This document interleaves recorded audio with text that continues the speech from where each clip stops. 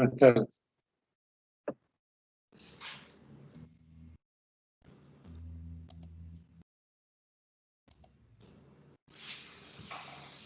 Vamos, creo que ya estamos en condiciones de dar inicio, si te parece. Perfecto. Voy a pedirle a todos los participantes que por favor mantengan silenciados sus micrófonos, ¿sí? Cuando quieras, Amos. Perfecto. Muy buenas tardes a todas y a todos. Esta es una actividad del Instituto de Estudios Judiciales de la Suprema Corte de Justicia de la provincia de Buenos Aires. Estamos transmitiendo por la plataforma Teams y reproduciendo esto en el canal de YouTube de la propia Suprema Corte. Damos inicio a una serie de jornadas bajo el título Temas y Perspectivas Institucionales en el Derecho Público. Estas jornadas se llevarán a cabo a partir del día de hoy, desde las 18 horas y hasta las 20 horas. Seguramente, atento a alguna demora, podrán extenderse esas jornadas al cabo de esos días durante algunos minutos más, después de las 8 de la noche, con disertantes que iremos presentando a lo largo de cada una de las jornadas. En el día de hoy están presentes, además de los disertantes que presentaremos oportunamente, el señor presidente de la Suprema Corte de la provincia de Buenos Aires, el doctor Daniel Fernando Soria, y el ministro de la Suprema Corte y director del Instituto de Estudios Judiciales, el doctor Sergio Gabriel Torres. En primer lugar, y antes de presentar a los disertantes, comenzará la disertación el profesor Miguel Berri, que haremos su presentación en breve. El señor presidente de la Suprema Corte de Justicia de la provincia de Buenos Aires quiere dirigir algunas palabras y algún saludo, y luego daremos paso a la presentación de la actividad formal por parte del doctor Torres. Muchísimas gracias, doctor Soria. Bueno, muchas gracias. Muy brevemente, simplemente hacer un agradecimiento por adelantado a todos los colegas y amigos y las colegas y amigas que participan de esta actividad, que han rápidamente adaptado sus agendas para poder estar prestos a participar de una actividad signada por el pluralismo de las ideas. Simplemente agradecerles a ellos muy personalmente y además aclarar que en breve, ni bien resuelva un pequeño problema técnico, estará con nosotros Juan Carlos Casaña. Nada más, muchas gracias. Muchísimas gracias, doctor. Le damos paso a las palabras de presentación y de inauguración de estas jornadas al doctor Sergio Gabriel Torres, al que le agradecemos su presencia. Doctor Torres, perfecto, micrófono. Bueno, buenas tardes a todos, ¿cómo les va? Es un gusto saludarlos. Queremos darle la bienvenida a esta jornada sobre Derecho Público organizada por el presidente de la Suprema Corte de Justicia de la provincia de Buenos Aires, el doctor Daniel Soria, a través del Instituto de Estudios Judiciales, denominados Temas y Perspectivas Institucionales en el Derecho Público. Durante el 2020, en el marco de la emergencia sanitaria ocasionada por esta pandemia del COVID-19, el Instituto de Estudios Judiciales reorganizó el trabajo y las tareas de su personal con el fin de sostener su oferta de capacitación con la regularidad y calidad habituales. Para ello se adoptaron dos modalidades de capacitación a distancia: el campus virtual, en donde se ofrecieron más de 25 cursos con una participación de 6.200 usuarios, varios de ellos a fin de cumplimentar con la resolución 656 que designa al Instituto como órgano de implementación de la ley Micaela, y por otro, a través de la plataforma Microsoft Teams, se realizaron más de 60 videoconferencias en vivo con alrededor de 8.000 asistentes. Asimismo, durante el presente año se organizó y coordinó el examen de idoneidad para cubrir los cargos administrativos para el Departamento Judicial de Avellaneda Lanús, con una inscripción de 4.600 aspirantes. Por supuesto, todo esto pudo ser posible por el trabajo de Pablo Peer, de todos los colaboradores y todos los consejeros departamentales que están participando en esta jornada, y desde aquí le mandamos un fuerte abrazo. En el marco de esta actividad de Derecho Público, queremos recordar a Luis Espinosa, histórico relator de la Suprema Corte de Justicia de la provincia de Buenos Aires, que por tantos años trabajó con nosotros. Falleció recientemente. Le mandamos un saludo muy afectuoso a su familia y a Jimena, su hija, quien siguió los pasos de su padre, especializándose en Derecho Público y que hoy integra mi vocalía en la Suprema Corte de Justicia de la Provincia de Buenos Aires. A todos ellos un gran y afectuoso abrazo de parte nuestra. En el repaso de los temas propuestos por mi estimado colega doctor Daniel Soria, me llevó a reflexionar acerca de la importancia que tiene que, desde el Instituto de Estudios Judiciales, la Corte bonaerense convoque a miembros del Poder Judicial y del Ministerio Público a la capacitación y actualización sobre el impacto de diferentes temáticas en el derecho público. Lo abarcativo de la materia, los avances con la incorporación del control de constitucionalidad convencional, principalmente, han generado no solo una exigencia mayor al momento de argumentar por quienes intervienen en un proceso judicial, sino que también interpela a los funcionarios judiciales a ser más estrictos en la corrección técnica a los fines de brindar un nivel jurídico de excelencia que pueda plasmarse o reflejarse en las sentencias. Puntualmente, en cuanto a la aplicación correcta de los precedentes propios, los de la Corte Nacional y de la de los órganos internacionales, de forma tal que se exponga una fundamentación razonada, con sentido común y en un lenguaje claro para resolver los casos planteados. El temario elegido para estas jornadas claramente busca continuar este camino a través de la capacitación de los técnicos jurídicos en materia de derecho público nacional, provincial y municipal. ¿Y por qué es importante que todo esto suceda? Bueno, primordialmente porque muchos de quienes acuden actualmente a la justicia bonaerense representan algunos de los sectores quizá más vulnerables de nuestra sociedad, lo cual nos exige una mayor responsabilidad en la formación académica para de este modo dar respuesta a través de una justicia de excelencia. Es así entonces que celebro estas jornadas, pues entiendo que brindarán nuevas herramientas, plantearán nuevas miradas, abrirán nuevas discusiones y sobre todo repensaremos algunos institutos desde visiones críticas sobre temas de absoluta actualidad y los permitirá de esta forma mejorar, en definitiva, nuestro desempeño laboral para brindar un mejor servicio de justicia. Damos de esta forma la bienvenida a nuestros distinguidos disertantes y a todos los que nos acompañan en esta actividad académica por las distintas plataformas digitales. Muchas gracias. Muchísimas gracias, doctor Daniel Soria. Doctor Torres, si les parece bien, damos comienzo a la jornada del día de hoy. El orden de los disertantes va a comenzar el doctor Miguel Berry, con reflexiones acerca del control de convencionalidad. Previamente, solo a manera de breve presentación, porque cada uno de los disertantes tiene una dilatada trayectoria académica y profesional que evita extenderse en el desarrollo de las cartas de vida de ellos. Solo puedo referir que el profesor Miguel Berry es abogado, es actualmente decano de la Facultad de Ciencias Jurídicas y Sociales de la Universidad Nacional de La Plata, es un docente con una dilatada trayectoria en la materia del derecho constitucional y en la faz de su especialización, tiene su especialización en Derecho Constitucional en la Universidad de Salamanca, España. Espero haber sido lo suficientemente breve, pero trascendente respecto a la hoja de vida del profesor Miguel Berry, al que le damos la bienvenida. A continuación del doctor Berry, disertarán tanto los doctores Casagni como el doctor Bianchi, y por último, daremos paso a referir a algunas preguntas con la gentileza de los disertantes, responder a algunas de las preguntas que seguramente surjan entre los asistentes. Les agradezco mucho. Nuevamente, doctor Miguel Berry, su palabra. Muchísimas gracias. La extensión será aproximadamente de unos 30 minutos por disertación para dar paso luego a las preguntas. Muchas gracias, Miguel. Bueno, buenas tardes a todas y todos los aquí presentes. Quiero agradecer al doctor Daniel Soria en su carácter de presidente de la Suprema Corte de la Provincia de Buenos Aires, igualmente que al doctor Sergio Torres en su carácter de director de este Instituto de Estudios Judiciales, a todos sus colaboradores, a vos, Amos, a hacer propio también el recuerdo de Luis Espinosa, a quien conocí muchos años, fui un amigo no íntimo, pero regular, y lo quería mucho y lamento mucho su desaparición. y agradecer a todas las personas aquí presentes y especialmente a tan notables juristas que van a intervenir en estas jornadas que son tan interesantes.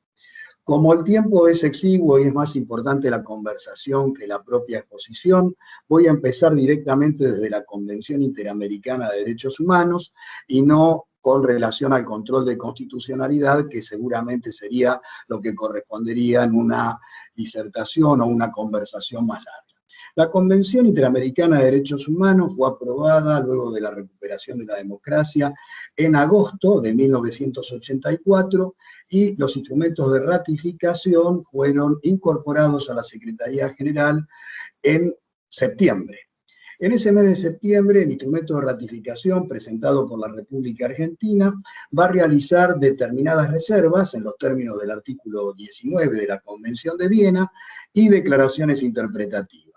A los efectos de ser breve, me voy a remitir a algunas de ellas. No se sometía a la Corte Interamericana a los conceptos de la política económica del Estado argentino, y lo que se refiere a lo que era la declaración de utilidad pública o el error judicial debía ser determinado por un tribunal argentino. Se adhieren más reservas, pero quería caracterizar estas en un primer momento. Bueno, luego del desarrollo de lo que va a ser este sometimiento a la jurisdicción de la Corte Interamericana, la Corte Interamericana va a llevar a cabo una actividad sumamente profusa e importante en lo referido a todo aquello que se refería en primer momento a los delitos de lesa humanidad, y luego va a ampliar su jurisdicción a otra clase de derechos humanos, como lo veremos, con carácter general.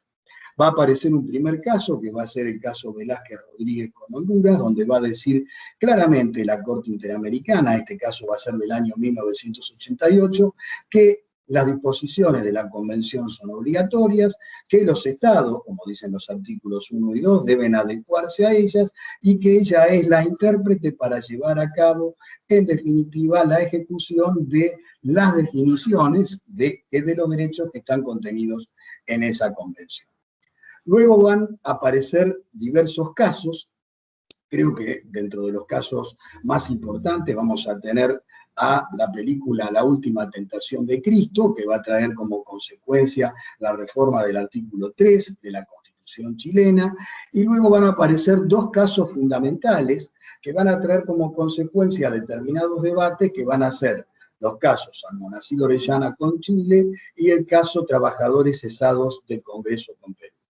Estos dos casos van a tener mucha importancia porque en el primer caso se va a hablar o remitir ya con carácter definitivo a ese caso donde el juez García Ramírez había hecho su primera mención al concepto control de convencionalidad, que va a ser el caso Mirta Mac-Chen, y en el caso Almonacid Orellano, se va a plantear la necesidad de ejercer un control de convencionalidad. Ya no estamos hablando de especie, no estamos hablando de una situación de apariencia, sino de un control de convencionalidad que va a traer como consecuencia lo que se va a denominar luego interpretación conforme. Esto significa que las actividades regulares del Estado van a tener que estar conforme lo define la Convención Interamericana y también así las interpretaciones de la Corte, como lo veremos después.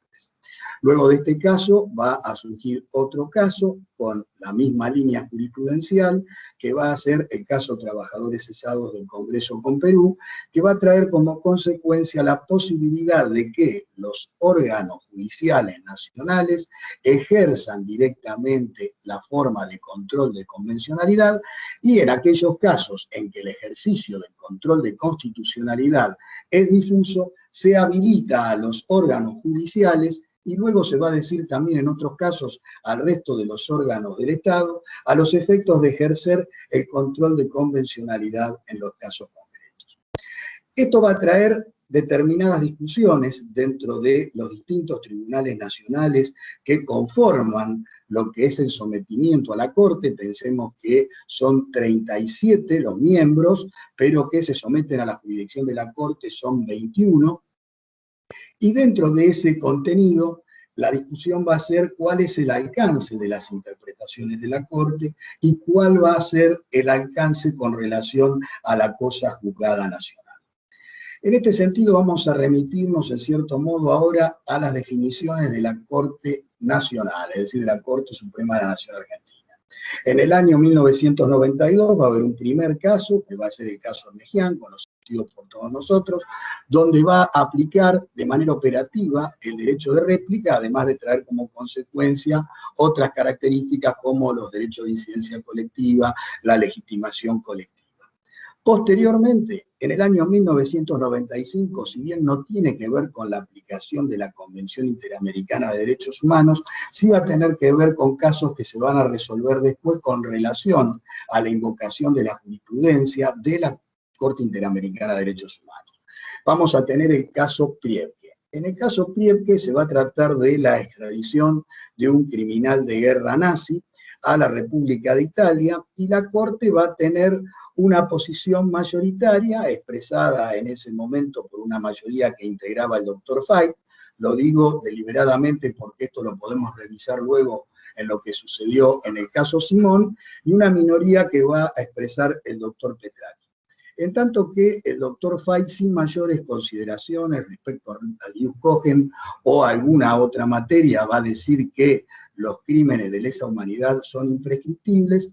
El doctor Petracchi va a decir que no existe una norma positiva que admita la imprescriptibilidad de los crímenes de lesa humanidad, que esos crímenes no están sancionados en el marco de nuestra legislación, con lo cual va a rechazar la extradición, pero en definitiva esto va a tener importancia con lo que va a suceder después en el caso Simón.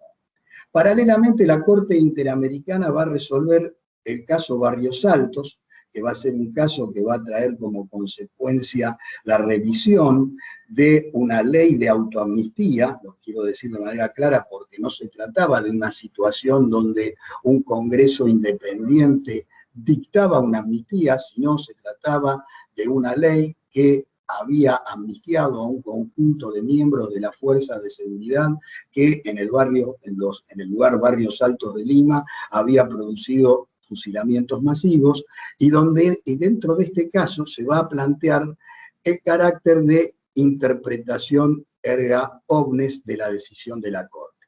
Es decir, va a haber una diferenciación clara entre la res judicata y la res interpretata, y se va a decir que la interpretación de la Corte Interamericana implica norma convencional, porque al ser el último intérprete de la Convención, la norma interpretada implica ser parte del texto de la Convención, y esto va a traer como consecuencia que las condiciones de la vigencia de la Convención sea interpretada como la forma en que la Corte lleva a cabo la interpretación de las normas del tratado. Conclusión, como otro caso importante, porque hemos tenido jurisprudencia errática, hemos tenido un caso Cantos, donde se definía una cuestión respecto de tasa de justicia y honorarios, y la Corte entendió que no era supremacía por parte de la Corte Interamericana con relación a la Corte, sino que se trataba de actos de otra naturaleza, y sobre todo que había terceros en materia de los honorarios que no habían participado en el juicio. Es decir, se planteaba que no era un tribunal superior, sino un tribunal internacional. Situación que luego se va a volver a plantear en la causa Fontevecchia, como todos conocemos. Bien, llegamos al caso Simón. En el caso Simón se va a discutir la validez de la ley de obediencia debida, que había sido discutida con anterioridad en el caso Camps. En la causa Camps, hay que recordar, el doctor Baqué había planteado la inconstitucionalidad de esa ley, y la mayoría de la Corte había declarado que la ley era constitucional.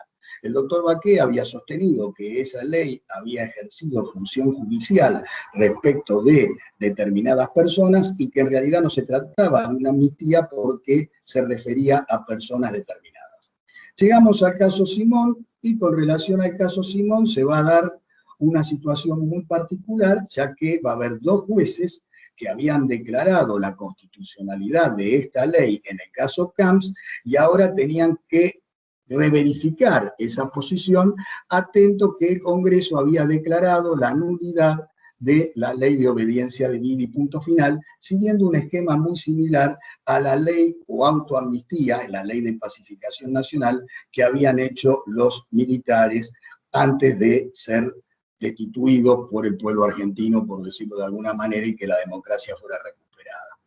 Bien, entonces allí nos encontramos en una situación extraña, porque el doctor Fay, que había sostenido que los crímenes de lesa humanidad eran imprescriptibles, va a buscar algún argumento con el objeto de generar la disidencia con relación al caso Barrios Altos, como que no era aplicable porque se trataban de circunstancias fácticas diferentes, en tanto que el doctor Petracchi, invocando de cierto modo, además de Barrios Altos, Velázquez Rodríguez, que había sucedido con anterioridad a Pierque, va a decir que, atento a las decisiones de la Corte Interamericana, lo que correspondía era revisar la sentencia de Camps y declarar la inconstitucionalidad por inconvencionalidad de la ley de obediencia debida, las leyes, perdón, de obediencia debida y punto final.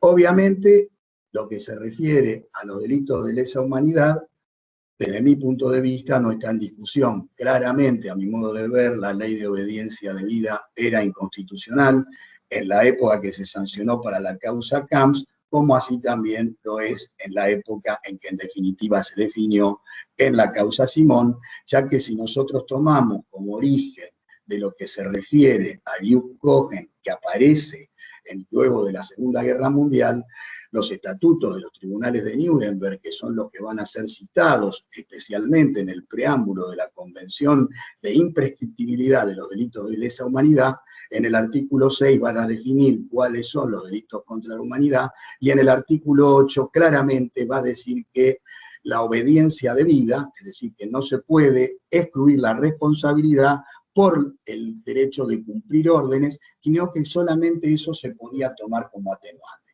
Es decir, que ya desde esos estatutos el concepto de obediencia debida no podía excluir crímenes de lesa humanidad. Pero a partir de aquí aparece la primera discusión, que es el concepto de la interpretación de la Corte Interamericana como obligatoria en todas aquellas situaciones en las que interpreta la Convención. Cambia el sistema argentino. Nosotros, a partir de lo que se refiere al caso Cerámica San Lorenzo, no tenemos un sistema de stare decisis, ni tampoco los tribunales emiten disposiciones de carácter general, en tanto que, atento a estos fallos de la Corte, la interpretación por parte de la Corte traería como consecuencia la emisión de una legislación. ¿Cuál sería el problema de esta naturaleza? No se referiría tanto al núcleo duro de aquellos derechos que se refieren a los delitos de lesa humanidad, que en ese caso para mí claramente son ese tipo de delitos que están rechazados por el orden internacional y se aplica el concepto del artículo 53 de la Convención de Viena de Liu Cohen, sino que se refiere a otro tipo de derechos que pueden estar contenidos dentro de la Convención, pero que no tienen la intensidad que tienen los delitos de lesa humanidad. Podemos ver libertad de expresión, otro tipo de naturaleza respecto de la propiedad, la forma en que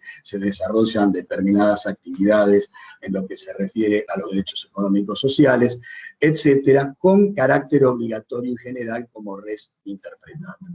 Luego vamos a tener otros fallos importantes de la Corte Interamericana, como por ejemplo Herrera Ulloa. Bueno, de este fallo también luego va a venir el caso Maceo, que va a ser la declaración de inconvencionalidad e inconstitucionalidad de los indultos del presidente Menem. Vamos a tener otro progreso más, que va a ser el caso Herrera Ulloa, que va a permitir la doble instancia, que en definitiva va a desembarcar en la causa Casal, Giroldi primero y luego Casal, y por último, esto va a traer como consecuencia algo que es reconocido por los penalistas y que desde mi punto de vista implicó un gran avance, que es el doble conforme. Y finalmente vamos a tener varios casos de la Corte Argentina que van a estar relacionados con la Corte Interamericana respecto a los derechos sociales. Podemos mencionar en el caso argentino el caso Álvarez con Cencosud sobre despido arbitrario por discriminación, que se trataba de un grupo de trabajadores que quisieron fundar un gremio de personal jerárquico, como consecuencia de ello fueron despedidos e indemnizados de la empresa Cencosud y tuvieron que ser reincorporados, además de pagársele una determinada indemnización, por el hecho de haber violado los derechos reconocidos en la Convención Interamericana de Derechos Humanos. Podemos hablar también de ello en el caso de Cisneros con S, que se trata de la mujer que no podía conducir colectivos en la provincia de Salta, donde como consecuencia de Álvarez con Cencosud se va a citar Álvarez con Cencosud y además fallos de la Corte Interamericana, como van a ser Acevedo Buendía con Perú, que se refiere a los derechos sociales con relación a las pensiones, y otros elementos más. También la Corte Interamericana, dentro de la materia laboral, va a definir el caso Lagos del Campo, que también va a proteger contra el despido arbitrario, Pirabal Jujuy con Chile, Poblete Vilches con Chile, que va a traer como consecuencia la necesidad de la atención de la salud, lo mismo que va a suceder con Pirabal Jujuy con Guatemala, donde también se va a plantear la necesidad de la atención de las personas con HIV. La Corte Argentina, en general, ha tenido una situación sinuosa, pero podemos decir que su tendencia, atento a la mayoría actual, ha sido a receptar los fallos de la Corte Interamericana, y podemos citar un último caso, que es el caso Diego Arce, donde la Procuradora, en ese momento General de la Nación, cita la doctrina interpretativa como obligatoria de la Corte Interamericana respecto de las personas detenidas menores de edad con relación a la Convención de los Derechos del Niño y otras convenciones de derechos humanos, y en definitiva la Corte Argentina lo hace. El problema fundamental va a empezar con el caso Perfil, es decir, la causa Fontevecchia, donde la Corte Argentina reitera esa doctrina de que ella es el último intérprete de la Constitución y que la Corte Interamericana no es un tribunal superior que puede revocar sentencias, que el Estado había cumplido con esa situación y que dejar sin efecto la sentencia significaba la necesidad de que los efectos, como dice la propia decisión, no se cumplieran, se le reintegrara el dinero a Fontevecchia, se diera a conocer que la sentencia había sido condenado el Estado argentino como consecuencia de ella, y luego la tercera supervisión recién se va a realizar lo que va a ser un acuerdo que va a ser una anotación marginal en la sentencia, donde va a decir que esta sentencia fue condenado el Estado argentino como consecuencia de esa sentencia, por lo cual esa sentencia no tenía efectos. Otra situación que va a generar tensión va a ser la de la ley de caducidad de las pretensiones punitivas con Uruguay, porque justamente había habido dos plebiscitos que habían traído como consecuencia la declaración de la validez de estas normas por parte del pueblo uruguayo. Desde mi punto de vista no había duda, ya que como hoy dije, los delitos de lesa humanidad no tienen duda con relación a necesidad de su condena y de investigación por varias resoluciones que ha tenido en la Asamblea de las Naciones Unidas y los tribunales en esta materia, el Tribunal Penal de Roma, la Corte Internacional Penal de Roma y otros. Pero lo cierto es que allí aparecen tensiones. Y cuando pensaba en esta charla, digo, bueno, vamos a ver cómo son estas tensiones o se resuelven en Europa y cómo es el sistema de designación de los jueces en Europa y el sistema de designación de los jueces en el Tribunal Europeo de Derechos Humanos y de designación de los jueces en la Corte Interamericana de Derechos Humanos. Es decir, cuánta capacidad tiene cada uno de ellos de resistir la objeción democrática y la objeción contramayoritaria, que desde mi punto de vista son dos cosas distintas, y por qué Latinoamérica no toma una situación o una decisión similar a la del Consejo Europeo. Sabemos que en 1949 se crea el Consejo Europeo. El Consejo Europeo va a venir como consecuencia de lo que va a ser la ideología de Karl Lobenstein respecto de lo que es la democracia militante. ¿Qué significaba la democracia militante? La necesidad de garantizar una conciencia democrática y la de crear instituciones que impidan la posibilidad del acceso del partido antisistema. De esta manera se crea este Consejo Europeo de Derechos Humanos, que tiene por objeto la defensa del imperio de la ley, la defensa de los derechos fundamentales y la defensa de la democracia en todos los países de Europa. El Consejo Europeo no es lo mismo que la Unión Europea, quiero dejarlo en claro, hay dos elementos o organismos internacionales diferentes. Una cosa es la Unión Europea, que tiene el Superior Tribunal Europeo, y otra cosa, y se refiere a la unificación de las normas que van a regular la Unión, y otra cosa es el Consejo Europeo. El Consejo Europeo va a estar compuesto por una asamblea permanente del Consejo Europeo, que va a ser el símil a un órgano legislativo, va a estar compuesto por un comité de ministros, donde van a estar los integrantes de todos los cancilleres o ministros de Relaciones Internacionales de cada uno de los países de Europa, que son 47 en este momento los signatarios del Consejo, un Tribunal Europeo de Derechos Humanos y un Congreso de autoridades regionales, lo quiero decir claramente. ¿Qué pasó allí? Lo hago corto porque después se puede dar el debate y podríamos haber visto más casos y ver más casos respecto de esta situación, pero creo que lo mejor es dar un debate después. Inglaterra, que tiene una característica esencial porque su sistema es diferente del resto de la Europa continental y se considera una de las fundadoras del concepto de los derechos individuales, atento a la Revolución Gloriosa o anteriormente la Petition of Rights, es decir, la petición de derechos, la Declaración de Derechos, el Acta de Habeas Corpus, empieza a discutir la calidad de la posibilidad de definir normas de carácter general interpretativas para todos los países sin dejar un elemento que pueda ser la apreciación nacional. Es lo que vamos a conocer como el margen de apreciación nacional. Esto, quede claro, excluido los delitos de lesa humanidad. Es decir, los delitos de lesa humanidad implican otra categoría, pero la interpretación de determinados derechos son diferentes según los países sin que ello implique la violación del derecho. Esto lo plantean los jueces ingleses y fundamentalmente lo va a plantear Lord Hoffman. Lord Hoffman, en su conferencia de 2009 para los tribunales de Inglaterra, va a hacer un planteo muy interesante porque lo que va a decir es que el Tribunal Europeo debe reconocer que determinadas posiciones que puede llegar a tener no afectan en definitiva las normas legales que regulan el debido proceso siempre que éstas tengan características democráticas, hayan tenido un proceso de deliberación fuerte y no aparezcan como una violación directa.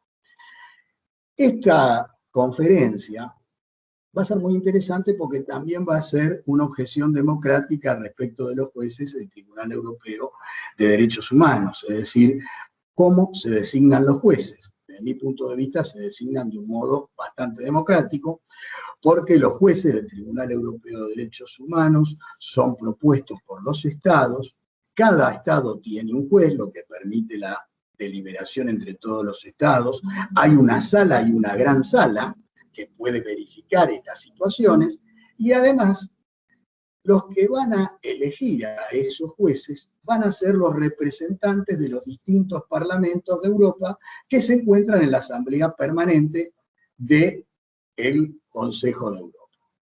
Bueno, esta discusión va a traer una respuesta. La respuesta va a aparecer publicada en la Revista de Derechos Humanos de la Universidad de Oxford del año 2014. Se puede buscar en internet las dos cosas. El discurso de Lord Hoffman que está en inglés.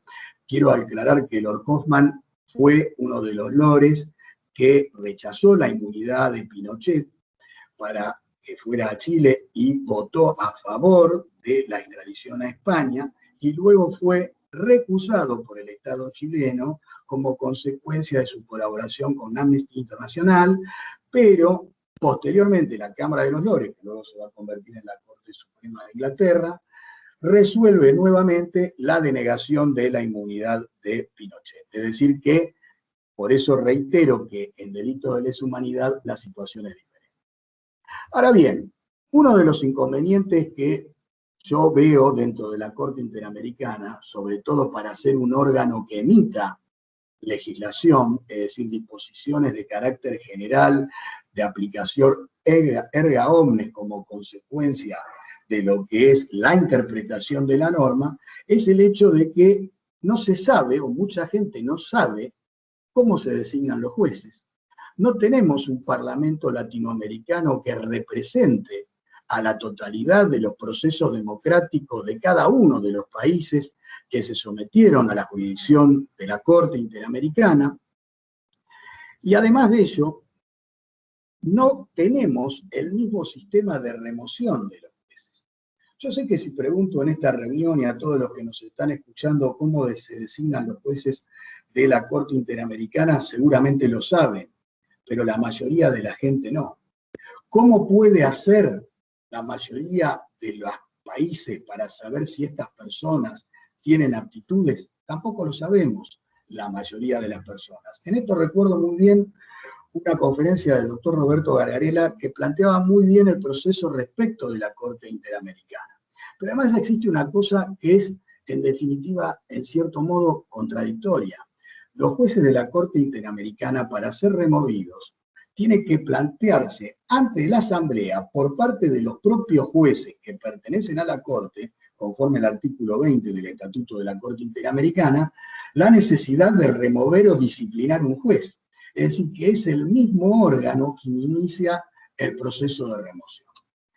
En conclusión, yo creo que los estados, así como en cada uno de los países, revisamos la objeción democrática, y digo objeción democrática porque todo sistema judicial es contramayoritario si controla la constitucionalidad, porque en definitiva la constitucionalidad de la norma va a ser juzgada por un tribunal que seguramente no va a ser representativo del pueblo en la misma situación simultánea que lo que es ese tribunal.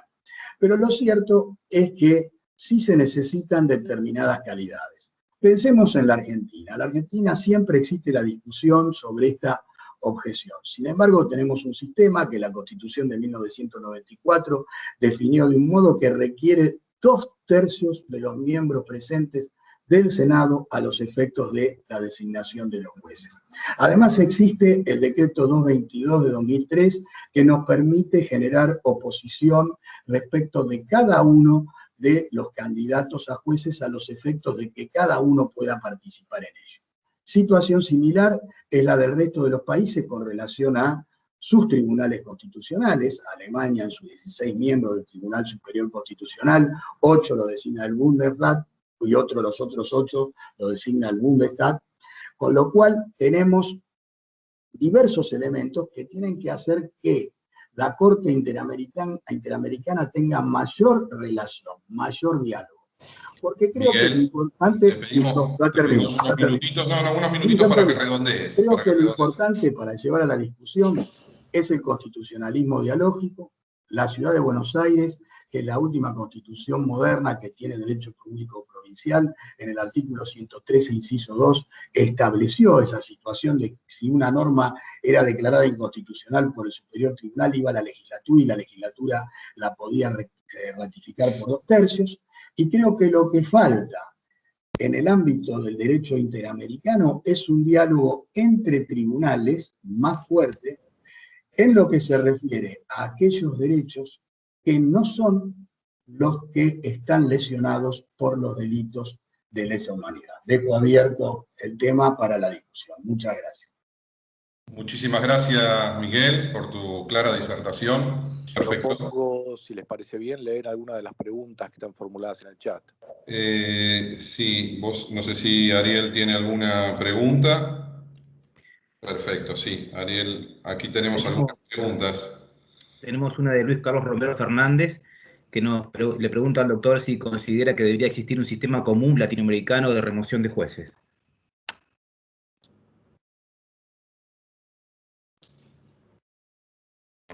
Doctor Berry está con el micrófono muteado. No, no considero eso. Lo que considero es lo siguiente. Yo creo que los derechos humanos son un elemento de valor sustancial, con lo cual hay que darle una importancia trascendental, que implica la necesidad de generar una conciencia común de todo lo que somos los países latinoamericanos que pertenecemos al sistema, y que eso no puede agotarse en la deliberación de una corte de 7 jueces.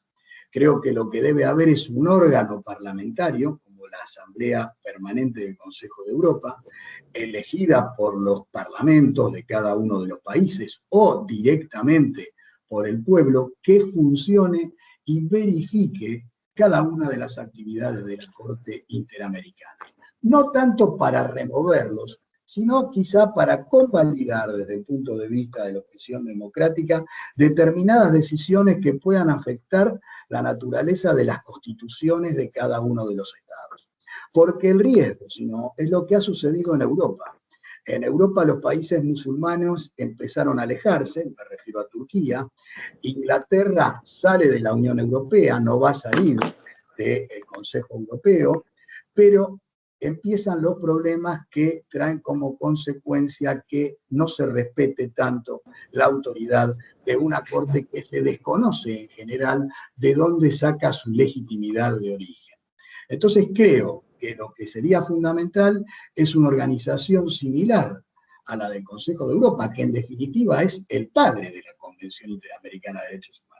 Si no pensemos que fue un invento latinoamericano, la Convención Interamericana y la Corte Interamericana. Fue el resultado de la apreciación del Consejo de Europa, y como lo verán si el día de mañana leen la conferencia de Lord Hoffman, fue en cierto modo la influencia del modelo norteamericano llevado a cabo en un marco de unidad de naciones. ¿Cuál es nuestra facilidad elemental?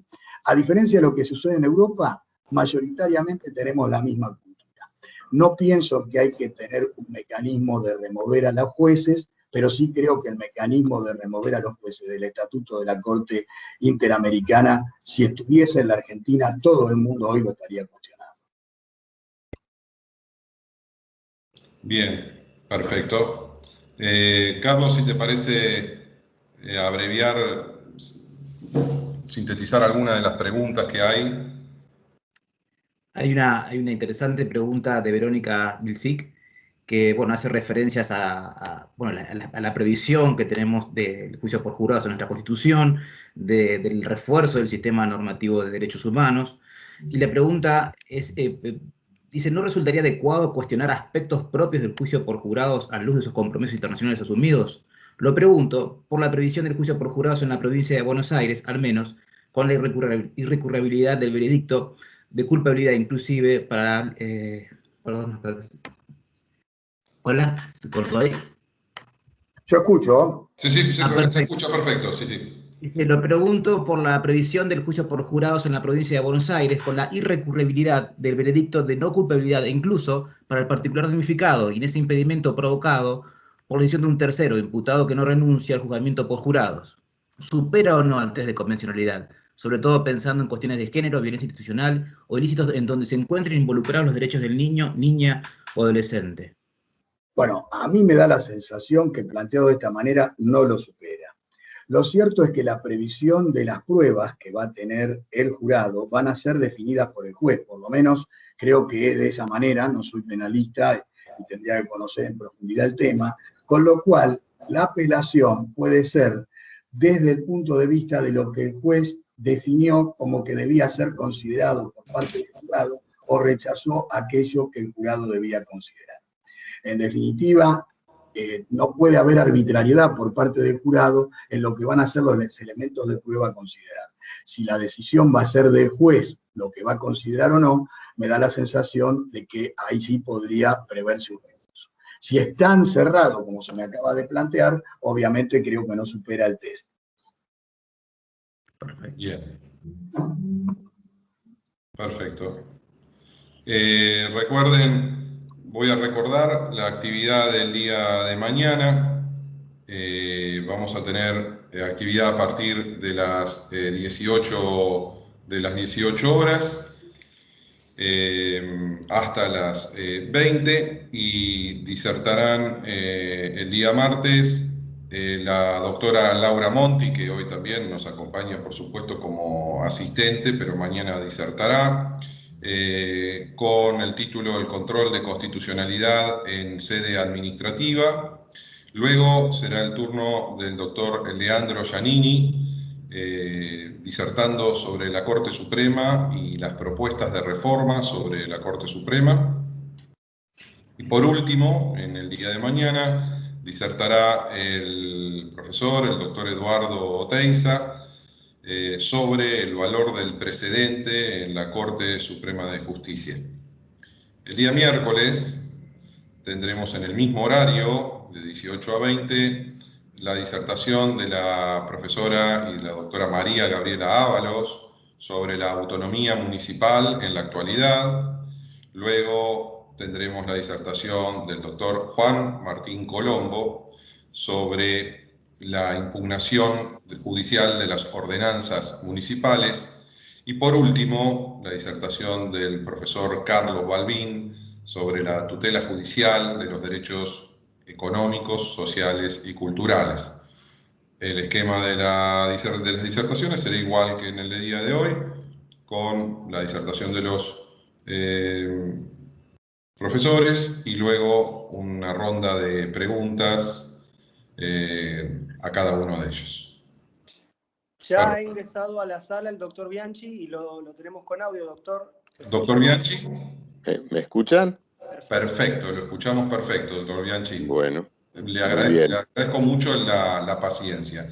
Si Al usted me contrario. permite, voy a hacer una breve, muy breve presentación. Todo el mundo conoce al profesor Bianchi. Voy a hacer una breve referencia a él y luego le daremos la palabra para que pueda disertar.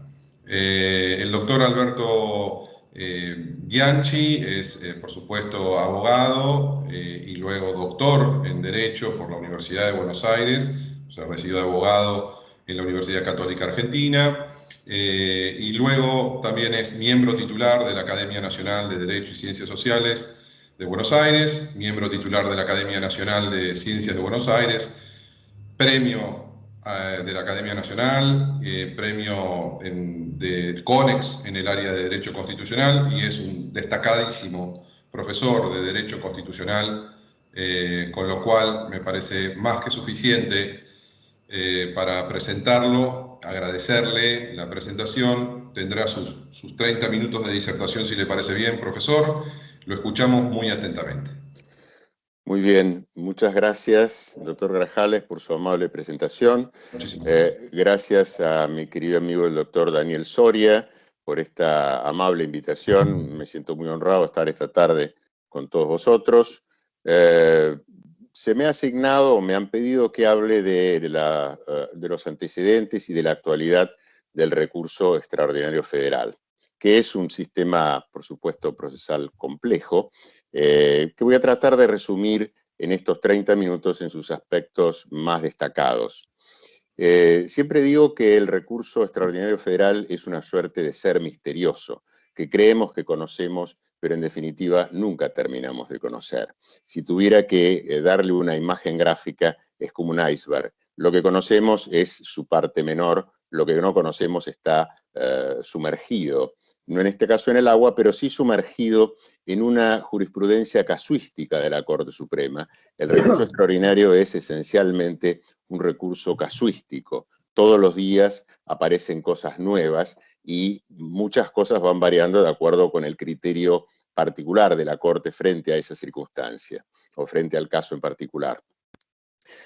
Sus antecedentes son anglosajones, especialmente norteamericanos. Si hay algún punto de la Constitución que tomamos casi literalmente de la Constitución de los Estados Unidos, porque si bien la Constitución argentina tiene una fuerte influencia de los Estados Unidos, la influencia mayor se advierte en las instituciones judiciales. El artículo 3º de la Constitución de los Estados Unidos, en cierto modo, fue tomado casi literalmente de la Constitución norteamericana. Y, por ende, cuando se reglamenta todo lo atinente a la Corte, el artículo 116 y el artículo 117, también fuimos a una fuente norteamericana que fue en ese momento la primera ley de organización de los tribunales federales de los Estados Unidos, que fue la Judiciary Act de 1789. Y allí, en la sección 25, estaba establecido un recurso que era el writ of error, el recurso por error en la aplicación del derecho, que los americanos a su vez habían tomado de los ingleses. Y esa sección 25 fue volcada casi literalmente, yo diría casi sin mayores cambios, en los artículos 14, 15 y 16 de la Ley 48. Y sigue vigente, ¿sí? Se ve que en este punto el Congreso argentino ha sido sumamente conservador, porque fíjense ustedes que está vigente la Ley 27, que es de un año antes, de 1862, la Ley 48, que es de 1863, y está vigente también el Decreto Ley 1285 del año 58, que es un decreto ley de un gobierno de facto, lo cual demuestra que en materia de instituciones judiciales los argentinos somos sumamente conservadores. Tenemos vigentes 2 leyes de la época del general Mitre y un decreto ley de la época de la Revolución de 1955. De modo tal que esto es un dato de color, diría, pero hace a una interpretación sociológica de lo que pasa con nuestras instituciones judiciales. Lo cierto es que el recurso extraordinario está alojado en los artículos 14, 15 y 16 de la Ley 48, y si uno lee esos artículos, el recurso extraordinario parece ser un recurso reglado, parece ser un recurso bastante ordenado y bastante fijo en cuanto a sus requisitos de admisión, su procedencia, en qué casos procede, en qué casos no procede, pero la práctica nos demuestra que es un recurso enteramente discrecional. Y un poco quiero dedicar estos minutos a demostrar esa cuestión, ¿sí? Pensemos cuáles son los 3 requisitos básicos que tiene el recurso extraordinario. En primer lugar, la cuestión federal. En segundo lugar, que haya sentencia definitiva. Y en tercer lugar, que haya superior tribunal de la causa. Ahora, estos requisitos que parecen bastante claros y bastante fijos, en la casuística de la Corte Suprema son enteramente discrecionales. Todos ellos, todos ellos.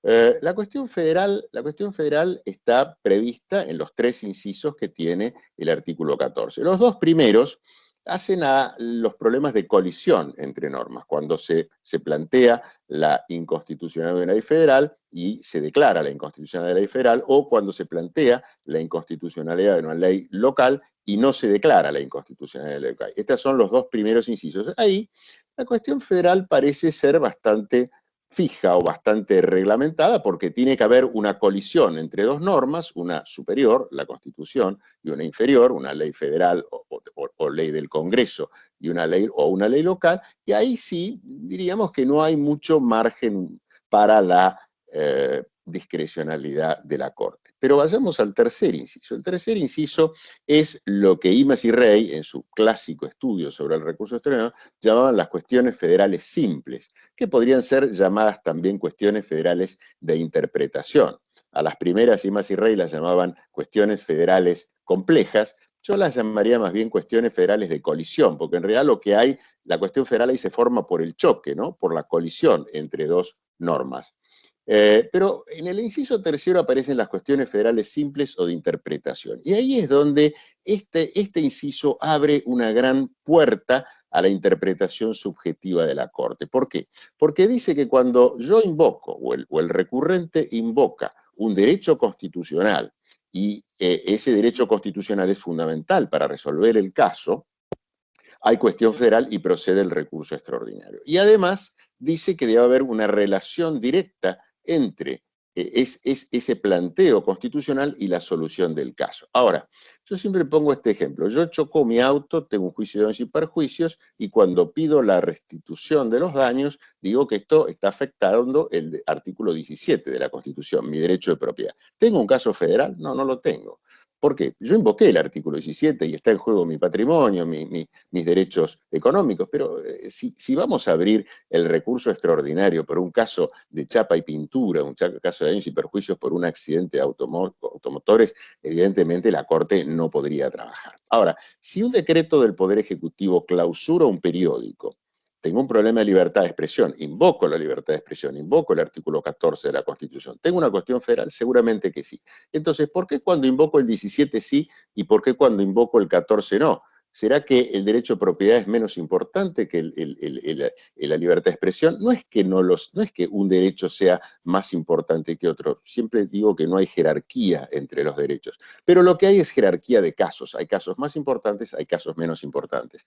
Y lo que hace entonces a la aplicación del el caso constitucional, a la invocación de la Constitución, es qué importancia tiene el caso. Y esta importancia, ¿quién la mide? La mide la Corte Suprema caso por caso. No hay un cartabón especial, no hay un cartabón teórico ni objetivo, ¿sí? Y la relación directa entre el caso y la cuestión constitucional también la mide la Corte Suprema. Entonces, ya en el texto mismo del inciso tercero del artículo 14 hay una amplia puerta para la discrecionalidad de la Corte.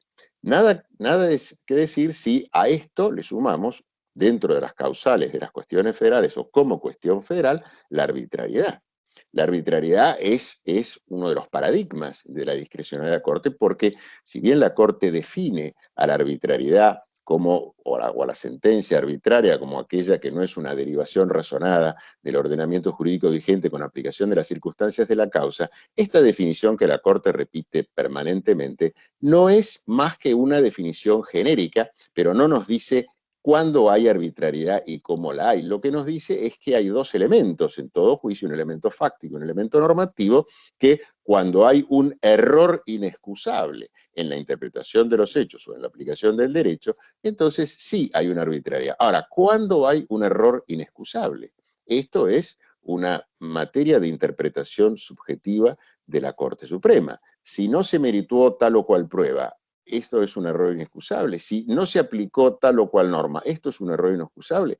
Puede ser que sí o puede ser que no. Si el juez falló con exceso ritual manifiesto, hay una arbitrariedad. Si el juez incurrió en autocontradicción, cualquier exceso ritual manifiesto, ¿es una arbitrariedad? No. Hay arbitrariedad donde la Corte dice que hay arbitrariedad, ¿sí? Entonces, parecería que la arbitrariedad, que es hoy día uno de los grandes componentes de la jurisdicción de la Corte Suprema, el 60, el 70% del trabajo de la Corte Suprema son las quejas por arbitrariedad, las quejas por recurso extraordinario denegado por arbitrariedad, llegamos a la conclusión de que la arbitrariedad ocupa hoy digamos, el espacio mayor en la carga de tarea de la Corte Suprema. Y ese espacio mayor está ocupado por una actividad típicamente discrecional o por un método de interpretación discrecional por parte de la Corte Suprema. Cuando estoy diciendo discrecional, quiero aclarar, no estoy diciendo que sea malo. No siempre lo discrecional es malo. Lo discrecional es malo cuando se hace arbitrario. La discrecionalidad es parte del mundo jurídico. En el mundo jurídico hay cuestiones regladas y hay cuestiones discrecionales. Cuando el Poder Ejecutivo decreta el estado de sitio o cuando interviene una provincia, está ejerciendo una facultad discrecional que le da la Constitución. Esto no está mal en sí mismo. Lo que está mal es el abuso de la discrecionalidad que genera arbitrariedad. Pero vayamos a los otros dos requisitos del recurso extraordinario. Vayamos, por ejemplo, a la sentencia definitiva. La sentencia definitiva, todos sabemos, por supuesto, es la sentencia que agota el proceso. Es la sentencia que, como regla general, resuelve la cuestión de fondo. Ahora, en un momento dado, la Corte empezó a darse cuenta que había sentencias que agotaban el proceso, pero no eran sentencia definitiva. Una sentencia que declara la caducidad de la instancia. Una sentencia que en el proceso contencioso investigativo no admite la habilitación de la instancia. Estas son sentencias que tienen efectos de sentencia definitiva. Y a partir de estos conceptos, que encajan bastante bien en las sentencias definitivas, empezó a desarrollarse el concepto de sentencia definitiva o equivalente a definitiva por sus efectos. Y entonces, por ejemplo, aparecieron las sentencias que tienen que ver con el rechazo o con la admisión de decisiones cautelares. Las medidas cautelares no eran sentencias ni nunca han sido sentencias definitivas, pero a veces la Corte admite o rechaza o mejor dicho, admite recursos extraordinarios frente a decisiones que admiten o rechazan medidas cautelares. ¿Por qué? Bueno, porque si me trae una medida cautelar que me impide continuar con el proceso o que me impide llegar al final del proceso una sentencia válida, entonces tengo una sentencia definitiva. Ahora bien, esto que ha generado, que a lo largo de todo el proceso, desde el comienzo hasta el final, hasta la ejecución de la sentencia, puede haber alguna sentencia definitiva. Si sumamos, y esto la definitud, no sé si existe esta palabra, pero el carácter definitivo de una sentencia finalmente es una decisión que también tiene un fuerte elemento subjetivo. Lo que es definitivo para mí puede no ser definitivo para mi colega que está al lado mío. Si sumamos estas dos cuestiones, vamos a ver que el recurso extraordinario le permite a la Corte Suprema navegar a lo largo de todo el mundo del derecho, porque la arbitrariedad le permite resolver cuestiones de hecho, de procedimiento, de derecho común. Y además, el ablandamiento del concepto de sentencia definitiva le permite a la Corte Suprema, navegar también a lo largo de todo el proceso, y no solamente al final, con la sentencia definitiva, sino que desde el comienzo la Corte Suprema puede empezar a revisar cuestiones. Entonces, estos dos elementos, la suma de estos dos elementos es importante. A esto hay que sumarle un dato interesante también, que viene con otra forma de aflojamiento de la sentencia definitiva, que es la gravedad institucional. Si era difícil definir a la gravedad institucional, si era difícil definir a la sentencia definitiva, cuánto más difícil es definir a la gravedad institucional. ¿Cuándo, dónde y cómo nace la gravedad institucional? La gravedad institucional nació hay un libro que lo explica muy bien, nació en los años 30 y 40 con motivo de un desarrollo bastante inteligente que hacían los abogados del fisco. Los abogados del fisco, cuando perdían una ejecución fiscal, cuando se les rechazaba la ejecución fiscal, todos sabemos que la ejecución fiscal no es un juicio ordinario y por ende no genera una sentencia definitiva porque es revisable a través de un proceso ordinario posterior. Los abogados del fisco, sin embargo, el libro al cual mencionaba recién es el libro de Fernando Barranco Siberia, que fue uno de los pioneros en materia de gravedad institucional. Perdón que había omitido mencionarlo. Los abogados del fisco entonces plantearon que la percepción de la renta fiscal, que lleva a la formación del Tesoro Nacional, genera una cuestión de gravedad institucional. Y la Corte compró este argumento. Entonces, cuando se rechazaba una acción ejecutiva, un cobro ejecutivo por parte del fisco, se abría la puerta del recurso extraordinario con motivo de la percepción de la renta fiscal. Muchos años después, la Corte Suprema tuvo que resolver un caso famoso, el caso Jorge Antonio. Jorge Antonio había sido una persona vinculada al régimen del peronismo de los años 50. Cuando viene la Revolución del 55, la Revolución del 55 crea un ente administrativo, la Junta Nacional de Recuperación Patrimonial, que era un ente que investigaba la conducta presuntamente delictiva de las personas vinculadas al régimen depuesto, con inversión de la carga de la prueba. Yo digo que usted se ha enriquecido ilícitamente y usted tiene que demostrar que no. Algo contrario, por supuesto, a los principios de la carga de la prueba en el sistema argentino. Y con tal motivo se le embargaron una serie de bienes de su propiedad que tenía Jorge Antonio. Pasaron los años y Jorge Antonio, los abogados de Jorge Antonio, un buen día piden el levantamiento de esas medidas cautelares. La Junta Nacional de Recuperación Patrimonial lo deniega, la Cámara hace lugar al levantamiento y el Estado Nacional, en ese momento, decide interponer un recurso extraordinario frente a una sentencia que no era una sentencia definitiva. ¿A qué acudió? Dijo, acá hay gravedad institucional. Gravedad institucional, pero es una medida cautelar. Acá hay gravedad institucional. Unos pocos años después, una chica adolescente, Mirta Norma Pengerek, sale de su casa después de almuerzo, rumbo a su clase de inglés, y no vuelve nunca. Su cadáver aparece pocos días después tirado en un baldío. Había sido muerta, mutilada, etc.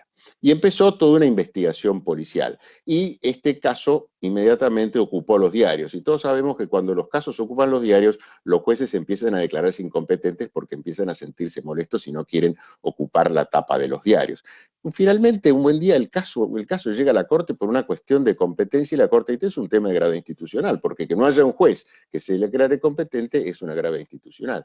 Entonces, ¿qué es la gravedad institucional? La gravedad de la percepción de la renta fiscal, la interpretación de la medida cautelar en el caso de Jorge Antonio, el caso de un homicidio, que por más grave que esto sea, finalmente no tenía un impacto en las instituciones, tenía por supuesto un fuerte impacto emocional en la familia de esta chica.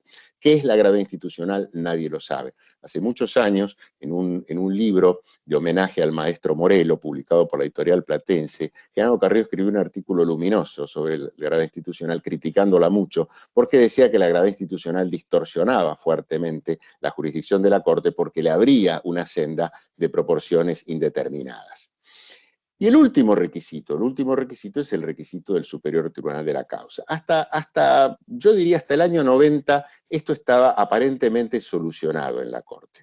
El superior tribunal de la causa siempre se entendió que podía ser la Cámara de Apelaciones, en el orden nacional siempre fueron las cámaras nacionales o federales de apelaciones, no había duda. La duda la generaba los recursos extraordinarios provenientes de los tribunales provinciales, porque no se sabía si el superior tribunal era la Cámara de Apelaciones o el superior o la Corte Suprema de la provincia, porque muchas veces las cortes provinciales decían, no, yo no soy el superior tribunal de la causa porque yo tengo una competencia limitada por el recurso extraordinario local. Entonces el superior tribunal de la causa, el verdadero superior tribunal de la causa, es la Cámara. Y esto generaba una discusión interminable, y cuando los abogados no sabemos cuál recurso interponer, interponemos todos los recursos al mismo tiempo por las dudas. Nadie le quiere darse vuelta y decirle al cliente, mire, me olvidé de recurrir o me equivoqué al recurrir. Esto generaba una enorme molestia. Entonces un buen día la Corte, en el caso Strada, año 1986, dijo, el superior tribunal de la causa es la Corte Suprema o el superior tribunal de la provincia. Y se terminó la discusión. Bien o mal, la Corte cortó por lo sano y dijo, el superior tribunal de la causa es la Corte Suprema Provincial. Así llegamos hasta el año 90.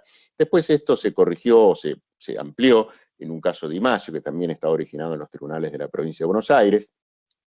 Un caso que era un caso penal de menor cuantía, por eso no tenía apelación ante la Cámara de Apelaciones, y contra la decisión del juez de primera instancia se fueron directamente a la Corte, y la Corte dijo, usted tiene que pasar por el superior tribunal de su provincia. Esto fue más razonablemente pacífico hasta que en 1990 se planteó el caso de la privatización de aerolíneas. En 1990, todos recordamos, se planteó el caso Fontenla, el señor Fontenla, que había sido diputado y se erigió en condición de ciudadano en una causa colectiva, dijo que la privatización de aerolíneas no respetaba la ley 23696. Esto quedó radicado en un juzgado de un juez bastante típico de aquellos años, el doctor Oscar Garzón Funes, que primero amenazó con dictar una sentencia en contra, finalmente después la dictó, y esta amenaza, que después se concretó, llevó al entonces ministro de Obras Públicas de la Nación, al doctor Dromi, a plantear un recurso per saltum ante la Corte Suprema. El pionero del recurso per saltum, de uno de los muchos recursos per saltum que acaba de terminar ahora en un último caso bastante célebre, de los casos de los jueces Bruglia y Bertuzzi. Pero aquel caso fue pionero. Se interpuso entonces un recurso per saltum ante la Corte, no estaba legislado en algún lado, había antecedentes en la jurisprudencia americana, y la Corte Suprema, ¿qué hizo? La Corte Suprema en ese momento dijo, bueno, acá tenemos la suma de dos elementos. En primer lugar, la gravedad institucional, y luego hay una situación de urgencia en resolver. Fíjense que estos dos elementos son altamente subjetivos. Ya dije que la gravedad institucional es un elemento subjetivo y discrecional, y determinar si hay urgencia o no también es un elemento subjetivo. La gravedad institucional más la urgencia, dos elementos subjetivos, en la suma de estos dos elementos en el derecho procesal argentino da recurso per saltum. Todo esto demuestra que el recurso extraordinario es un recurso altamente discrecional. Esa discrecionalidad a la Corte la llevó en un momento a decir, tengo mucho trabajo. Y entonces apareció una norma que le permite a la Corte rechazar discrecionalmente el recurso, el famoso artículo 280, incorporado por la ley 23774 en 1990, junto con la ampliación de la Corte Suprema a 9 jueces. Ahora bien, aquí hay una reflexión que creo importante hacer, porque la Corte Suprema en realidad decía tener en ese momento mucho trabajo, pero ese mucho trabajo no lo tenía en sí por tener mucho trabajo, sino porque toda esta discrecionalidad que ella había ejercido hasta ese momento, había sido una discrecionalidad de admisión.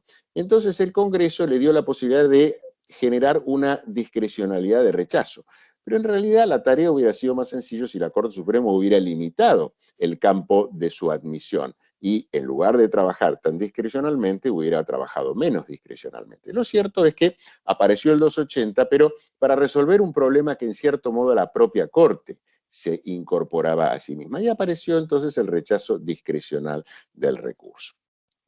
Hoy día, voy a ir concluyendo porque tengo la impresión de que están corriendo los minutos, hoy día el acceso a la Corte se ha arreglado un poco más desde el punto de vista de la forma, y esta es la parte más actual del recurso. No sé cómo estoy con el tiempo. Si usted me lo dice. Doctor, tiene unos 8 o 9 minutos como para desplazarse. Muy bien, muchas gracias.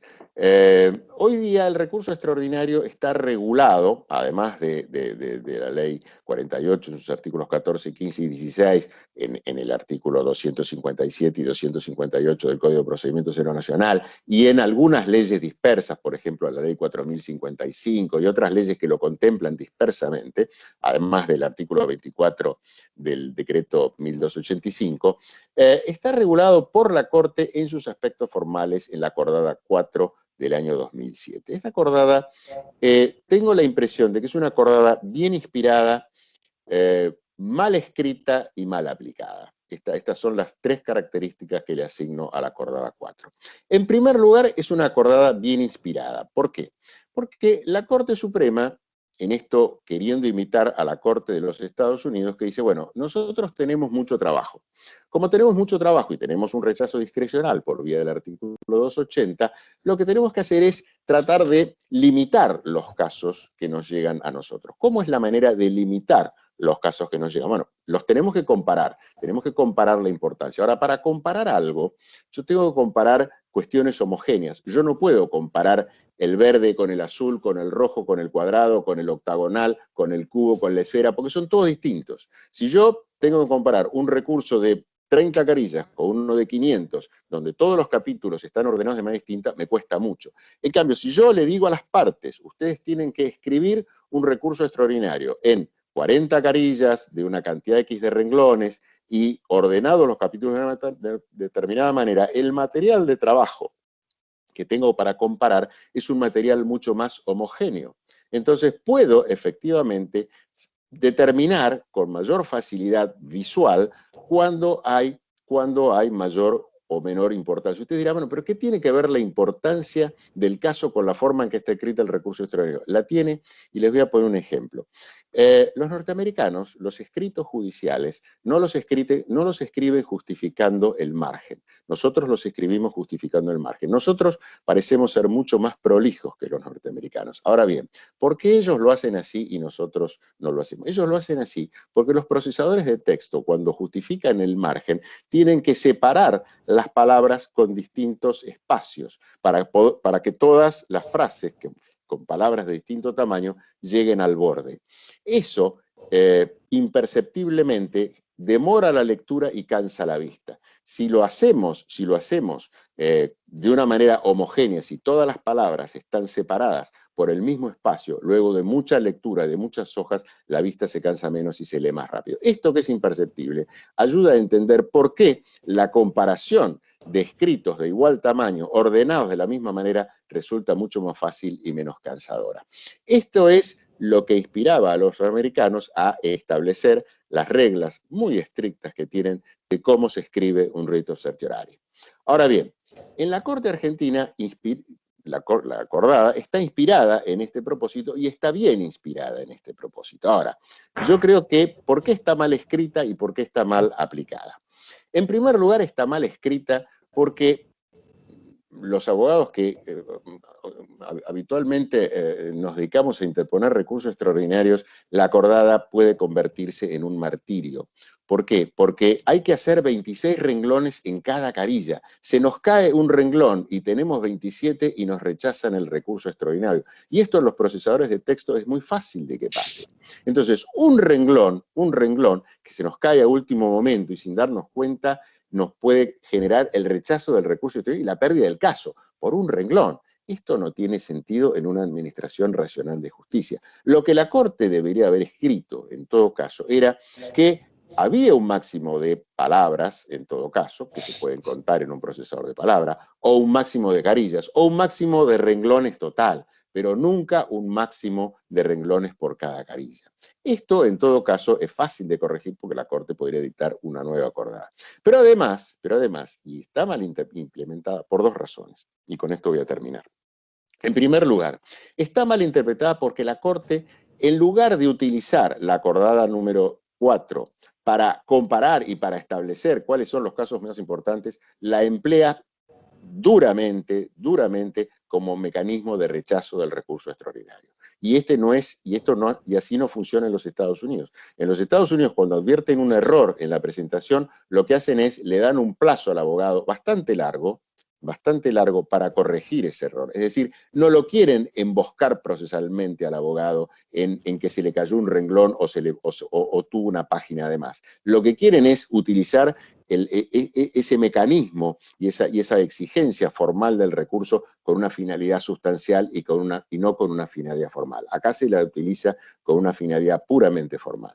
La segunda razón es porque para que esto funcione bien, la Corte tiene que cambiar internamente su sistema de trabajo. La Corte argentina sigue trabajando por circulación, mientras que la Corte americana no trabaja por circulación. La Corte americana, todos los jueces reciben al mismo tiempo el recurso extraordinario, todos lo analizan al mismo tiempo. Si 4 se ponen de acuerdo antes de cualquier audiencia, el recurso pasa a una segunda selección, luego hay una primera conferencia, un primer acuerdo, ellos lo llaman conference, pero nosotros lo llamamos acuerdo, en donde los jueces determinan si el expediente es lo suficientemente importante o no como para pasar al fondo, y cuando pasa al fondo se lo cita a los dos abogados a una audiencia que es obligatoria, ¿sí? Cada uno expone durante media hora en la cual el tribunal los bombardea a preguntas, muchas veces preguntas fácticas, y luego se pasa a la decisión de fondo sobre quién tiene razón. Hasta ese momento la lucha es por ver si el caso es importante o no importante. Luego, decidido que es importante, se pasa al fondo de la cuestión. Entonces, me parece, y con esto concluyo, me parece que el recurso extraordinario hoy día tiene las siguientes características. En primer lugar, es un recurso que está estructurado en normas muy antiguas que me parece que requieren una actualización. Insisto, está estructurado todavía como en la época de Mitre, ¿sí? Me parece que eso hoy requeriría alguna actualización. En segundo lugar, es enteramente discrecional. Esto es inevitable. El recurso extraordinario es un recurso discrecional. Esto no lo vamos a cambiar y creo que no es posible. En tercer lugar, está formalmente estructurado en una acordada, en algunos puntos mal escrita, aunque bien inspirada, y a mi modo de ver, mal aplicada, porque el tribunal no ha entendido o no termina de entender cuál es la finalidad sustancial de la acordada que ellos mismos dictaron. Bueno, estas eran mis reflexiones, les agradezco mucho y muchas gracias por esta invitación tan amable. Muchísimas gracias, doctor Alberto Bianchi. Han surgido algunas preguntas que, si usted nos permite, las haremos al finalizar la disertación del doctor Casagni, para que puedan ser aprovechadas por los tres disertantes, seguramente, si pretenden responderlas. Damos paso, ahora sí, al doctor Casagni, que está con nosotros. Voy a hacer una breve presentación de su hoja de vida, tal como son los otros dos disertantes que nos han honrado con sus exposiciones. El doctor Casagni realmente no necesita mayor presentación, es una de las figuras relevantes del derecho de la República Argentina y del derecho administrativo en especial. Hoy disertará sobre reflexiones sobre el nuevo constitucionalismo. El doctor Juan Carlos Casagni es abogado, es doctor en Derecho y Ciencias Sociales de la Universidad de Buenos Aires, miembro de número de la Academia Nacional de Derecho, académico honorario de la Real Academia de Jurisprudencia y Legislación de Madrid, académico correspondiente de la Real Academia de Ciencias Morales y Políticas, también de Madrid, y es director del Instituto de Derecho Administrativo de la Academia Nacional de Derecho y Ciencias Sociales de Buenos Aires. Con estas breves palabras le damos paso al doctor Casagni, si está con nosotros. ¿Me escuchan bien? Lo escuchamos perfecto, doctor. Le agradecemos muchísimo la paciencia y le pedimos la disculpa por los inconvenientes técnicos. Buenas tardes a todos. Ante todo, quiero agradecer la invitación que me han hecho para participar en este seminario en compañía tan grata de los profesores que acaban de exponer, particularmente de mi querido colega en la academia, el doctor Alberto Bianchi. Quiero especialmente agradecer al doctor Soria, Daniel Fernando Soria, por esta invitación, que yo sé que está inspirada en el afecto recíproco que nos une. Mi intervención va a ser muy breve porque me parece que nos hemos excedido en el tiempo y yo lo que quisiera apuntar aquí son unas cortas reflexiones acerca de lo que se denomina el neoconstitucionalismo, o como yo prefiero denominarlo, nuevo constitucionalismo. Y aquí veo que hay diferentes tipos de neoconstitucionalismo, ¿no? Algunos han tratado de resumirlo, y en esto yo estoy de acuerdo con esa posición. Aragón Reyes, por ejemplo, en España, nos habla de dos neoconstitucionalismos distintos, ¿no? Un neoconstitucionalismo que representa lo nuevo frente a lo clásico, pero que en realidad mantiene el dogma fundamental del derecho constitucional, que es para qué fue creado, para qué fueron creadas las constituciones en el mundo, que es para la defensa de las libertades. Y este nuevo constitucionalismo tiene como dos facetas, ¿no? Una es que se refiere a la concepción del Estado, y va del Estado, digamos, liberal al Estado social y democrático, y pasa después al nuevo Estado regulador y garante, que es el que ahora estamos viviendo. Pero lo notable es que se mantienen en todos esos modelos de Estado las garantías del Estado de Derecho, las garantías de los derechos fundamentales de las personas. Y la otra faceta que tiene ese nuevo constitucionalismo es ya que va, digamos, a la instrumentación de esos mecanismos de garantía y de defensa que prevén las constituciones, va de la ley al derecho, como se ha dicho, ¿no es cierto? Y porque esto como consecuencia de la pérdida de la centralidad de la ley y la sustitución de la ley como centro del sistema jurídico por los principios generales, ¿no?, del derecho. Esto ha potenciado enormemente el papel de los jueces en la interpretación de las controversias jurídicas, al punto tal de que esta potenciación de la labor judicial ha generado no pocos nuevos problemas, porque los jueces han ido mucho más allá de lo que se pensaba al principio con las técnicas de interpretación. Y la otra característica importante que tiene este nuevo constitucionalismo es la globalización. O sea, el papel que están cumpliendo en este nuevo derecho constitucional los tratados internacionales. De algo se habló aquí al comienzo, yo no estoy muy de acuerdo con todo lo que se dijo, pero es un fenómeno que hay que reconocer, y la Constitución argentina lo ha recogido al darle jerarquía constitucional a una serie de derechos, de tratados internacionales sobre derechos humanos, que son en realidad los derechos fundamentales, ¿no? El otro gran problema es el de la interpretación del derecho. Y en la interpretación del derecho aparece la técnica de la ponderación como una técnica nueva, novedosa, y que como que va uniendo las distintas tendencias que hay, concepciones filosóficas sobre la materia, uniendo en torno de ¿qué? En torno de un nuevo digamos,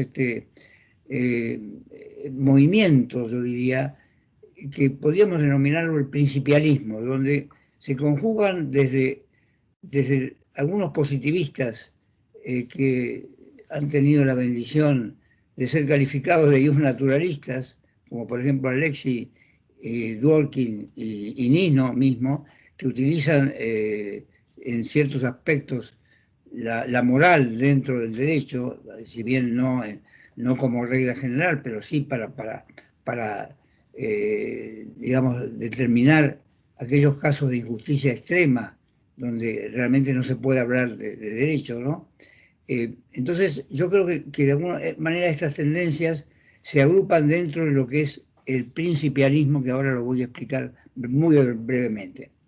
Pero lo que les quiero decir es esto, que hay otro nuevo constitucionalismo, que ese es el que me preocupa, otro neoconstitucionalismo que es muy peligroso, porque intenta superar la idea de la Constitución, ¿no es cierto? Y busca, de alguna manera, que tenga mayor prevalencia el poder sobre el equilibrio de las funciones del Estado. Se busca la unidad de acción estatal antes que la separación de los poderes, el entendimiento político de la democracia soslayando las garantías jurídicas, la democracia directa, ¿no es cierto?, en sustitución, o plebiscitaria, en sustitución de la democracia representativa, el decisionismo en vez del Estado de Derecho, las interpretaciones contra legem.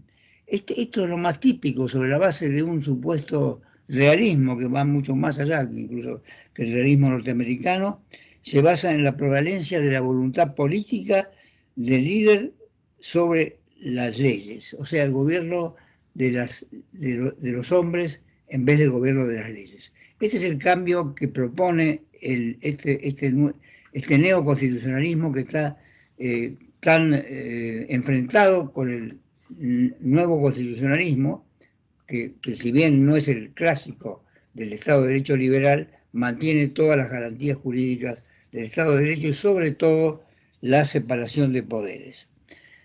Algo sobre el principialismo, 2 palabras. Les quiero decir que esto en el derecho administrativo no es nuevo. Desde la Ferrier en adelante, en el tratado famoso de la jurisdicción administrativa en Francia, se reconocía que en el derecho administrativo prevalecían siempre los principios generales sobre las leyes. Y esto fue motivo de varios arrêts del Consejo de Estado francés, que a su vez originaron unos trabajos doctrinarios muy interesantes en Francia, sobre todo encabezados por Jean Rivero, que luego se trasladaron a España, donde se desarrollaron de una manera extraordinaria. Y paralelamente, después de la sanción de las constituciones, el derecho alemán y el derecho italiano y el derecho español, sobre todo, incorporan estos principios generales al derecho también administrativo. Y hay como una confluencia, sin reconocer que muchos de estos principios generales tienen una formación jurisprudencial y gran parte también doctrinaria, antes de ser recogidos en la Constitución de la Ley Fundamental de la Española del 78 sobre todo. Pero eso es un tema quizá propio especialista del derecho administrativo, que lo hace la historia del derecho, y esto es que parte de una por el derecho constitucional en el fundamental que parece aquí distinguir las normas de los principios de una manera clara y no confusa, y no mezclar el principio con el valor, ¿no? El principio es siempre un mandato vinculante carente de un supuesto de hecho. La norma, en cambio, es una construcción lógica completa, ¿no es cierto?, que tiene los antecedentes de hecho, el deber ser, o la cópula, el mandato vinculante y la consecuencia jurídica. Mientras que el principio entonces es siempre ese mandato carente de supuestos de hecho. Por ejemplo, el principio de buena fe, el principio de la dignidad de la persona. Desde luego que los principios necesitan de una interpretación, porque siempre en estas tendencias principialistas hay algunas que tratan que permiten con mayor amplitud interpretaciones contra legem. Esas son muy peligrosas, porque hay que mantener la autoridad de la ley, en tanto esa ley no sea injusta ni viole los principios básicos de la moral. Ahora, los valores, en cambio, que mucho se habla de los valores constitucionales, son bienes que no tienen esa característica de vincular, ese mandato vinculante. Por ejemplo, la amistad, que duda cabe que es un valor, pero sin embargo nadie está obligado a ser amigo de otro. En cambio, en el derecho, todos estamos obligados a actuar de buena fe en el derecho, ¿no es cierto? Bueno, esto es un poco la idea general que les quería dar sobre las reflexiones que me merece el nuevo constitucionalismo, el peligro de esa tendencia decisionista, que es muy grave en las actuales circunstancias, que dejemos de lado la separación de poderes, la tendencia, desde luego, por un lado, a estratificar el sistema y por el otro lado, a reconocer el dinamismo propio que permite los cambios y las adaptaciones contra una tendencia que trata de deconstruir, ¿no es cierto?, de desarmar, como diría Derrida, todas las instituciones para ir a un decisionismo basado en la voluntad política de los líderes de turno. Ese es el peligro más grande que corremos. Por supuesto que hay otra serie de problemas, miles de problemas de interpretación que no han sido resueltos. Yo les voy a leer algunos de los que, les voy a citar nada más algunos de los que existen, ¿no? Por ejemplo, el dogma de la plenitud del ordenamiento jurídico, si hay lagunas en el derecho o no, el significado fundamental del concepto de derecho, la teoría de la justicia. La teoría de la justicia cobra en el principialismo un valor muy grande, sobre todo la diferencia entre justicia conmutativa y justicia distributiva. Si la fuente de un principio puede ser extralegal o constitucional y no hallarse en consecuencia positivizada, por ejemplo, ¿no? O sea, la concepción de un naturalista del derecho público, el concepto de los derechos fundamentales y su equivalencia con los derechos humanos, los métodos de interpretación y la teoría de la argumentación, y sobre todo el tema de la prevalencia de los principios generales sobre las leyes. Y aquí está el punto más importante, porque hoy día, en plena pandemia, nos vemos enfrentados a un fenómeno nuevo que es de alguna manera la sustitución generalizada del derecho ordinario y su reemplazo por un derecho de excepción que es un poco distinto a los derechos de excepción transitorios que teníamos en épocas anteriores, porque ahora se trata de una transitoriedad un poco más extensa, yo diría, ¿no? Un poco más extensa y que da pie a una especie de estado de emergencia que va desencadenando la posibilidad de dictar normas en forma sucesiva. Y entonces se plantea el problema de cuál es el principio general básico para controlar los excesos de este derecho de excepción, que tanto puede provenir de la ley como del reglamento o de alguna medida de inferior jerarquía. Y creo que la clave está en el principio de razonabilidad, y dentro del principio de razonabilidad, como concebido como un metaprincipio que comprenda la igualdad y la prohibición de la arbitrariedad, también el principio de proporcionalidad, que ha sido recogido recientemente, hace un año, por la acordada 19 de la Corte Suprema del año pasado, del 2019. Principio de proporcionalidad que requiere analizar los tres subprincipios que integran la razonabilidad en sentido amplio, que es la proporcionalidad, que son la adecuación, o sea, elegir el medio más idóneo en relación con los fines, la necesidad, o sea, aquella medida que ocasione el menor sacrificio de los derechos fundamentales, y la proporcionalidad en sentido estricto, que viene a ser un balance entre las ventajas y las desventajas, los costes y los beneficios. Yo creo que con ese sistema de aplicar el principio de proporcionalidad podemos llegar a un control bastante justo de los actos que se dicten durante la emergencia. Pero siempre tenemos que cuidar en mantener la esencia de nuestro Estado de Derecho. Un Estado de Derecho que puede evolucionar, pero nunca puede ser suprimido. Nada más y muchas gracias. Muchísimas gracias, doctor Casagni, ha sido muy claro y agradecemos también lo conciso y la brevedad para dar paso a las preguntas que seguramente surjan a partir de su disertación y la del doctor Bianchi y la del doctor Berry. Si les parece bien, podemos dar paso ya a las preguntas que han surgido a lo largo de la charla. Tenemos algunas dirigidas específicamente al doctor Bianchi y otras que seguramente pueden contestar los demás disertantes. No sé si, Carlos, querés pasar a las preguntas. Bueno, intento resumirlas. Perfecto. Luis Felipe de Filito hace referencia al criterio de la Corte Suprema de Justicia de la Nación respecto de la interpretación que se ha de dar a sentencia condenatoria a los fines de la prescripción. Él entiende que esto es una cuestión de derecho común, entonces le pregunta al doctor Bianchi si esto puede ser un precedente obligatorio para los tribunales locales.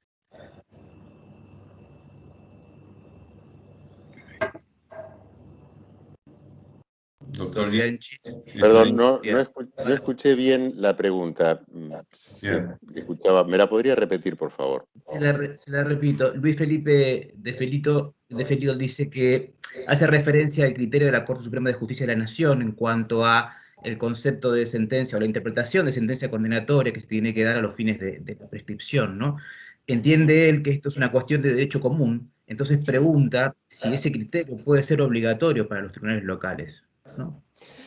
Bueno, tratándose de derecho común, en principio no, porque todos sabemos que la obligatoriedad de los fallos de la Corte Suprema con lo relativa que es a partir de lo que la Corte Suprema estableció en el caso Cerámica San Lorenzo, que había sido mencionado por el doctor Berry en la primera conferencia, todos sabemos que la Corte Suprema obliga en materias federales, no puede obligar a los tribunales locales en materias no federales, porque esto digamos, agravaría al sistema federal. Por ende, yo diría que este no es un precedente en el que sea obligatorio por parte de la Corte Suprema. Y aún así, insisto, los precedentes obligatorios de la Corte Suprema o vinculantes de la Corte Suprema, en cierto modo son fácilmente sorteables con la propia jurisprudencia de la Corte Suprema en Cerámica San Lorenzo, que dice que el juez se puede apartar del precedente si lo funda debidamente, de modo tal que no. Mi respuesta es básicamente no. Bien. Perfecto. Tenemos una más para usted, doctor Bianchi, así que si quiere, ¿cómo no? Conectado al micrófono. Pregunta Eliseo, ¿cuál sería el número adecuado de integrantes de la Corte? Porque si podamos, dice, la discrecionalidad y la gravedad institucional, aunque dividamos la Corte en distintas salas, no se daría abasto, ¿no?, en su tratamiento. Pregunta entonces, ¿cuál sería ese número de integrantes adecuados? Mire, le voy a decir algo que digo siempre. Si viviéramos en una república de ángeles, y estamos muy lejos de serlo, si viviéramos en una república de ángeles, mi número ideal serían 9. ¿Por qué serían 9? Bueno, por una razón histórica, porque históricamente en la Constitución del 53 eran 9. Luego porque 9 jueces aseguran una composición, o permiten una composición un poco más compleja de la Corte, no compleja en un sentido peyorativo, sino más heterogénea. Puede haber jueces de diferentes regiones del país, de diferentes credos y de diferentes doctrinas. 5, esto lo limitan más. Y además porque 9 jueces, si la Corte trabaja como entiendo yo que debería trabajar, no incrementan el tiempo de lectura del expediente ni el tiempo de análisis del expediente. Al contrario, lo pueden ayudar. ¿Por qué? Porque si yo tengo que hacer un trabajo material con 9 personas, a lo mejor se me alarga el tiempo, pero si lo tengo que hacer un trabajo intelectual. 9 personas pueden pensar al mismo tiempo, ¿sí? Eso no es un problema. Pero, insisto, esto es si viviéramos en una república de ángeles. Como no vivimos en una república de ángeles, diría que con 5 alcanza. Y desde ya tengo una posición completamente contraria a dividir a la Corte en salas. La decisión debe ser una decisión de la Corte Suprema, no de la sala tal o lo cual a sal, o de la sala cual, porque si no la Corte deja de ser una Corte para ser una supercámara de apelaciones. Y entonces nunca va a haber una decisión final. Podrá haber un plenario, podrá haber, pero en definitiva esa suerte de doble instancia interna a la Corte nunca me ha parecido práctica. Yo creo que la Corte es una sola, debe ser una sola, y no creo que sea funcionalmente conveniente que se divida en salas. Muchas gracias. Si quieren los demás disertantes participar, por supuesto, o dar su opinión respecto a estas preguntas, es solo cuestión de participar y de decirnos no hay ningún tipo de inconvenientes. Hay otra pregunta, Carlos, si querés la puedo, un par de preguntas más que podemos resumir, están orientadas al doctor Bianchi, pero pueden ser también respondidas por los demás disertantes. Una es referente a si las decisiones de la Corte Suprema de Justicia de la Nación en materia del artículo 280 pueden ser consideradas como un acto jurisdiccional final a los efectos de la Corte Interamericana. Bueno, me parece que eso es una pregunta que quizás la pueda contestar el doctor Berry, que se ha referido precisamente a ese tema, y por supuesto el doctor Casañe, con sus profundos conocimientos del derecho, creo que también puede dar su opinión. Y hay una segunda, que quizás, bueno, hasta que esperemos que si el doctor Berry está por allí y quiere participar, y hay una segunda también para el doctor Bianchi. Ah, sí, Miguel. Contesto esa, como sí, me dijo Bianchi, breve, sí, implica un agotamiento porque la vía del Superior Tribunal del país está agotada, así que sí. Miguel. Si no implicaría una rogatoria de justicia, ya no tiene más vías para agotar dentro de los tribunales argentinos. Sí, yo pienso lo mismo, así que no. Bien. No pena que hablen. Sí, sí. Coincido yo también. Perfecto, perfecto. Bueno, seguimos con la última pregunta que tenemos, que está también referida, hay un par de preguntas más igual, pero referida al doctor Bianchi, pero seguramente pueden participar porque está en relación a lo que el doctor Berry había desarrollado, que es la vigencia, luego de un siglo, de la Ley 48. Si los tres, alguno de los tres o cada uno de la opinión de ustedes, sería muy interesante opinar si la Ley 48, a la luz de la litigiosidad, de la arbitrariedad y del grado de extrema litigiosidad sobre arbitrariedad y gravedad institucional, y de acuerdo a las previsiones del 75, inciso 22, no merecería esa Ley 48 una modificación. El que quiera comenzar, no hay ningún inconveniente. Miguel, si querés, y después... No, me parece que es más un tema del doctor Bianchi. Yo estoy dispuesto a continuarlo, luego después conteste si estamos de acuerdo o tenemos una observación. No sé si el doctor Casañe quiere contestarla antes. Quien más sabe de esto es el doctor Bianchi. Ha perdido la votación. Bueno, está bien, la contesto. A ver, yo creo que la Ley 48 fue una ley sabia en su momento, pero no hay sabio que resista a 140 años o 160 años en este caso, por lo menos en materia legislativa, porque las cuestiones cambian. La Argentina de 1863 no es la Argentina del año 2020. Hay, como dice la pregunta, hay un alto índice de litigiosidad y hay cuestiones, por ejemplo, la Ley 48 establece que la Corte Suprema resuelve cuestiones de competencia entre jueces que no tienen un superior común. Yo creo que hoy esto es una norma que evidentemente supera la capacidad operativa de la Corte Suprema. Había una estadística de la Corte Suprema en la cual el 16% de sus decisiones eran decisiones en materia de competencia. Yo creo que la Corte debe superar este problema. Entonces, hay algunas cuestiones de la Ley 48 que me parece que deberían ser corregidas. Y por supuesto, lo mismo digo del Decreto de Ley 1285 del año 58. De modo tal que creo que podría hacerse en algún momento dado, y lo digo con mucho temor, porque uno a veces es preferible una ley mala que una ley nueva peor, y esto a veces ocurre.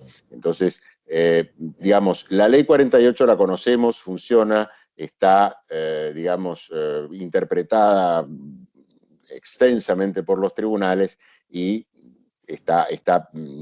digamos, y cumple todavía con su rol. Pero en un ideal de aspiraciones, sería interesante ver si no se la puede modificar en aquellos aspectos que hoy día atrasan a la organización judicial y no la adelantan. Pero es un tema claramente delicado y, insisto, a veces me da más temor una ley mala nueva que una ley vieja buena, aunque con algunos detalles ya de longevidad. Perfecto, muchísimas gracias, doctor. Carlos, la última pregunta que tenemos.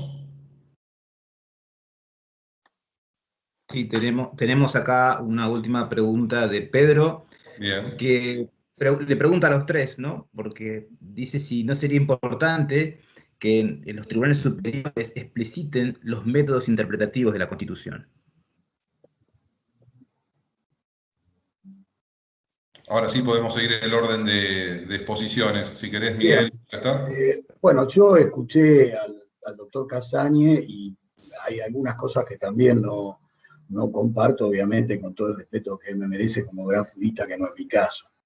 El problema que tiene, digamos, la teoría de los derechos fundamentales de Alexis es que los principios que operan como, digamos, mandatos de peso sobre las reglas que son por sí o por no, muchas veces los selecciona el juez de acuerdo a su metodología y no quedan claramente expresados en la sentencia.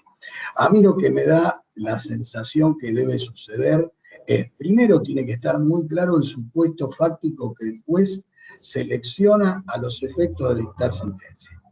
Tanto en la Corte de Nación, cuando se refiere a la inconstitucionalidad de una norma, porque la inconstitucionalidad nuestra afecta al caso, no es de carácter general, salvo los derechos de incidencia colectiva, o cuando se produce una situación de carácter formal, específicamente, por ejemplo, un decreto de necesidad y urgencia dictado en contra de lo que dice el artículo 99, inciso 3, creo que el juez, luego de desarrollar el aspecto fáctico, tiene que hacer una evaluación del aspecto fáctico, incluso en la Corte, que no es un tribunal de hecho, y en definitiva allí hacer un análisis de la necesidad, la idoneidad y la proporcionalidad, pero no en los términos de justificación que plantearían Ferraioli o Alexis. ¿Por qué?